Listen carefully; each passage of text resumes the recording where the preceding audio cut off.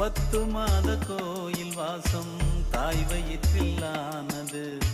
பக்குவமாய் அவள்தான் என்னை மனிதனாக்கி வைத்தது. அன்னை தந்த பால் குடித்து அன்பு பாசம் வந்தது. அவள் படித்த பாட்டுத்தானே அறிவு சொல்லி தந்தது.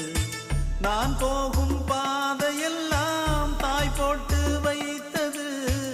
என்னை சேரும் செல்வமெல்லாம் அவள் பார்த்து விதைத்தது. 1000 வந்தது 1000 போனது, தாய் மட்டும் நிரந்தரமானது. கதை போல தோடும் இது கதையும் இல்ல, இத கலங்காம கேட்கும் ஒரு இதயம் இல்ல.